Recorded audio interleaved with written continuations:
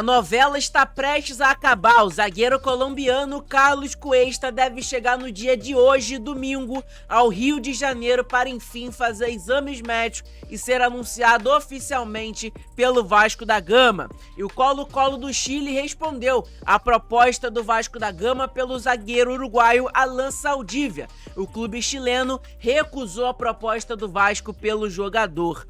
E o Lloyd Augusto, atacante angolano que foi contratado no início do ano, não vem tendo oportunidades e o Vasco quer a saída do jogador. Se você não me conhece, meu nome é João, vou pedir para você se inscrever aqui no nosso canal e também clicar no botão do like. Vamos tentar chegar nesse vídeo pelo menos a 150 likes. Dá aquela moral pra gente que é muito importante e também clica no botão de hypar. Estamos próximos de chegar a 12.150 inscritos. Se inscreve aí, dá aquela moral. Agora vamos para as informações porque tem muita novidade pra gente poder falar nesse vídeo.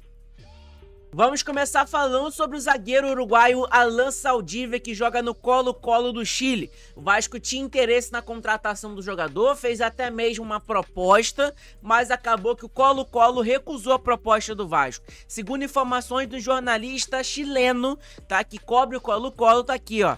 Colo-Colo recusou a proposta do Vasco pelo zagueiro uruguaio Alan Saldívia. A proposta do Vasco, para quem não sabe, tá muito por fora das informações, que inclusive a gente trouxe no dia de ontem esses valores, né? Tá aqui, ó. O Vasco apresentou a seguinte proposta pelo zagueiro Alan Saldívia: empréstimo no valor de $300 mil, equivalente a 1,6 milhões de reais, com compra obrigatória de 1,5 milhão de dólares. 8,1 milhões de reais se as metas que o jogador cumprir, né, fossem batidas. A diretoria do Vasco estava aguardando uma resposta do Colo-Colo. Essa informação tinha dada pelo CL Mello, um jornalista bem conhecido aqui na América do Sul. Afinal de tudo, a proposta do Vasco foi recusada pelo Colo-Colo. Eu já falei pra vocês que eu não acho o Alan Saldívia um bom zagueiro. É um zagueiro que é criticado pelo torcedor do Colo-Colo. Então, pra mim, é um alívio, né, o Alan Saldívia não vir pro Vasco. Por mais que eu sei que ele viria pro Vasco pra ser pra compor elenco, pra ser um reserva do Cuesta, né? Mas eu acho que tem nomes melhores e mais baratos no mercado pro Vasco conseguir trazer. Lembrando que a janela de transferências fecha no dia 2. Então, Vasco, se quiser contratar mais um zagueiro ou um atacante, Vasco tem até o dia 2 de setembro para poder contratar. Se não, depois somente o Vasco consegue contratar jogadores livres no mercado, tá bom? Bom, outra informação importante, pessoal, é sobre o zagueiro colombiano Carlos Cuesta. Isso mesmo, finalmente a novela está prestes a acabar, né? O Vasco que estava negociando com o Cuesta desde o início da janela, aí o Cuesta teve uma reviravolta, decidiu ir para o Spartak Moscou da Rússia. Inclusive o Cuesta já estava lá na Rússia fazendo exames médicos, mas acabou que teve algumas questões burocráticas no contrato do jogador que acabou melando essa negociação do jogador com o Spartak.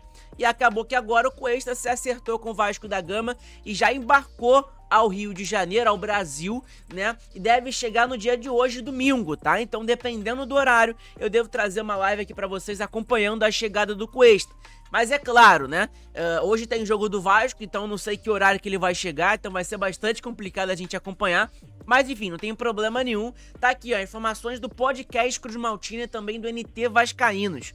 Carlos Cuesta chega ao Rio de Janeiro neste domingo, dia 31. O zagueiro fará exames médicos e, em caso de sucesso neles, assinará contrato com o Vasco da Gama. Lembrando que o Cuesta já assinou o contrato com o Vasco, um contrato virtual, né? Mas falta aquele contrato ali cheio de papelada, fazer exames médicos, ficar tudo certinho. Ele aí, enfim, assina o contrato oficial com o Vasco. De início, ele já assinou aquele contrato ali virtual com o Vasco da Gama. A expectativa, pessoal, era dele chegar na capital carioca no máximo segunda-feira, né? No dia de amanhã, dia 1 de setembro. Mas a diretoria do Vasco pode antecipar a vinda do jogador. Então, o Cuesta deve chegar ao Rio de Janeiro no dia de hoje, Tá aqui, ó, o podcast Cruz Maltino postou no dia de ontem. Cuesta chega amanhã no Rio de Janeiro para realizar exames médicos e assinar contrato com o Vasco. A expectativa inicial era que ele desembarcasse até segunda-feira, informação antecipada pelos amigos NT vascaíno. Mais um reforço a caminho de São Januário.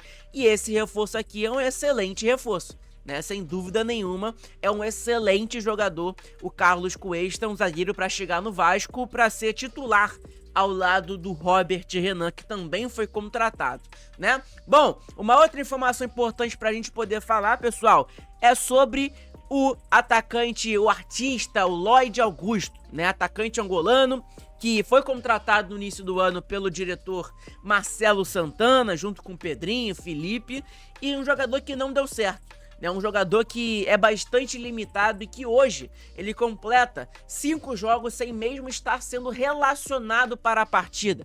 Então, para você ver o nível, né, de jogador que o Vasco está contratando. Vasco planeja emprestar Lloyd Augusto para aliviar a folha salarial. Antes de mais nada, o Vasco avalia a saída de Lloyd Augusto, o jogador de 25 anos, uma das principais contratações do clube nesta temporada, vem sendo pouco utilizada, pelo técnico Fernando Diniz. Diante disso, a diretoria do Vasco busca interessados no atacante para conseguir reduzir a folha salarial. A agência RTI Sport apurou que o angolano recebe cerca de R$600 mil por mês no Vasco.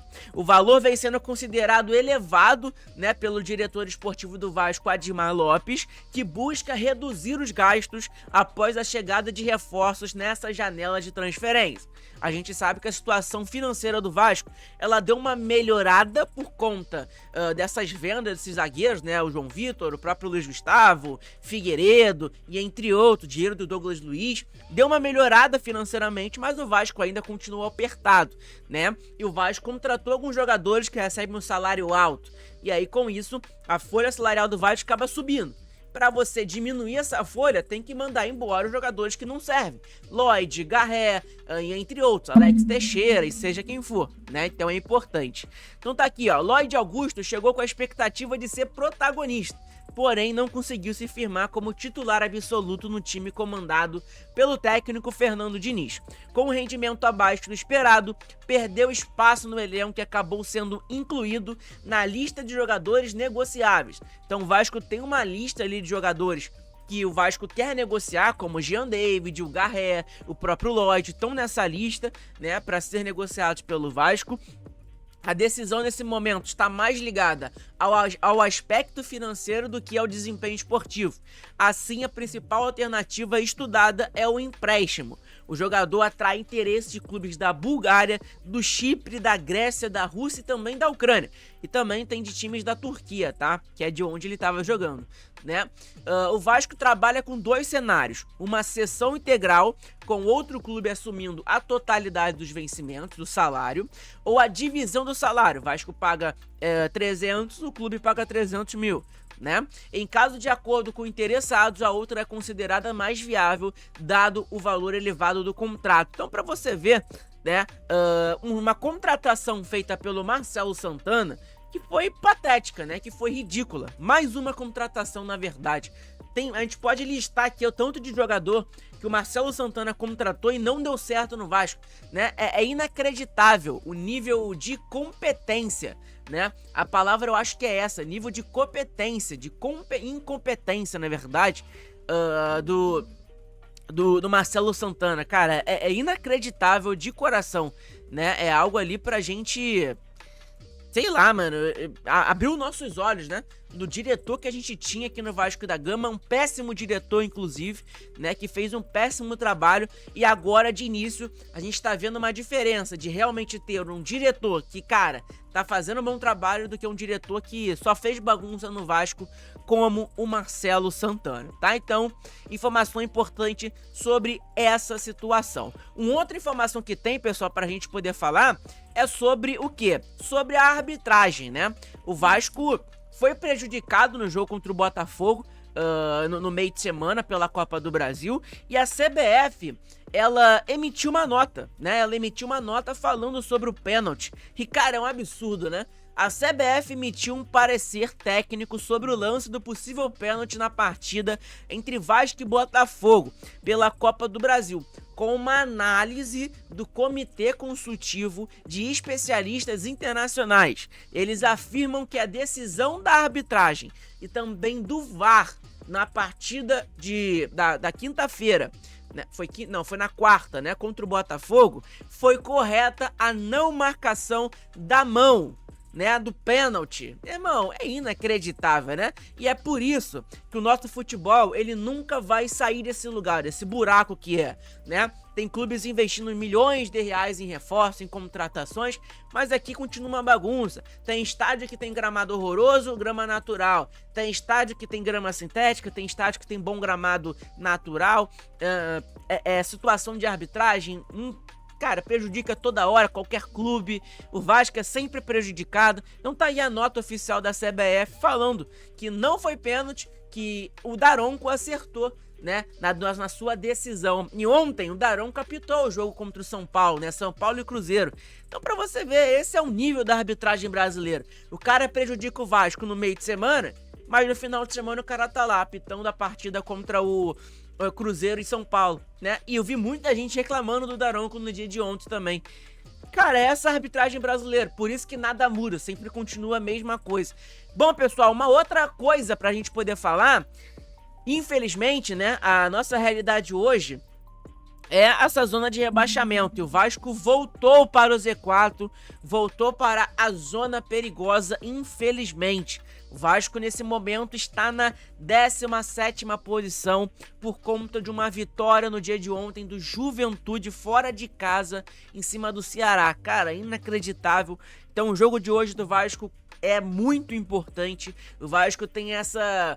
Eu acho que antes o Vasco no empate talvez não seria tão ruim, mas dessa vez agora o Vasco tem a obrigação de vencer a partida. Até porque os próximos jogos do Vasco é Vasco contra Ceará, que é um jogo relativamente, não vou dizer fácil, mas é mais tranquilo. O próximo jogo é Flamengo contra o Vasco, a gente já sabe que é um jogo muito difícil. Depois é Vasco contra o Cruzeiro. Duas equipes estão brigando lá no topo do campeonato. Depois é Palmeiras contra o Vasco, mais uma equipe que está brigando lá no topo do campeonato. E ainda tem a partida atrasada do Vasco contra o Bahia, né? Que é também mais uma equipe. Então o Vasco vai enfrentar, nessas próximas rodadas aí, os 4 primeiros colocados do Campeonato Brasileiro. Então daí você vê o parâmetro, né? Eu espero que o Vasco surpreenda e muito, mas... dando intuito aqui, o Vasco tem chance de perder todas as partidas, 4 derrotas seguidas, você imagina? Seria, surreal e talvez a gente pensaria já numa zona de rebaixamento, se rebaixado, né? Enfim, mas depois o Vasco joga contra um Vitória no São Januário, e aí, cara, vamos acreditar, né? Depois joga contra um Fortaleza fora de casa, que tem possibilidade de vencer, mas nesse exato momento, hoje, é urgente, o Vasco precisa vencer o Sport fora de casa, tá? Virou motivo de obrigação. E se a gente tá nesse momento é por conta dos jogadores. Então espero que eles cumpram essa obrigação de vencer o Sport no dia de hoje, lá na Ilha do Retiro. É fácil, João? É difícil, tá? Não é fácil. Não é porque o Sport tá em último colocado, mas eu vi muitos jogos do Sport e ele jogou muito bem, tá? Por incrível que pareça. Enfim, vamos torcer para dar tudo certo, vamos torcer pro Vasco sair dessa situação. Uma vitória hoje seria excepcional, até porque o próximo jogo do Vasco, depois da data FIFA, é contra o Ceará, né? Então o Vasco vencendo o Ceará em São Januário, aí, cara, abriria uma distância ali da zona de rebaixamento, dessa zona de perigo que a gente tem que sair de lá logo mais, né? O Vasco, o torcedor Vasco, ele não merece, e o Vasco da Gama, clube gigantesco do futebol brasileiro, não merece estar lá embaixo brigando para não cair. Beleza? Tamo junto, hoje vai ter live aqui no nosso canal, se Deus quiser, tá? Clica no botão de hypar, se inscreve no canal, deixa seu like, que é muito importante. Tamo junto, saudações vascaínas. Até daqui a pouco na nossa live e também no nosso vídeo. Vai ter mais um vídeo e vai ter mais uma live aqui no nosso canal de pré-jogo. Tamo junto? Lá pro meio-dia e meia, vou programar a live direitinho aqui pra vocês, pra gente fazer esse pré-jogo maneiro, trocar aquela ideia. Abraço, pessoal, tamo junto.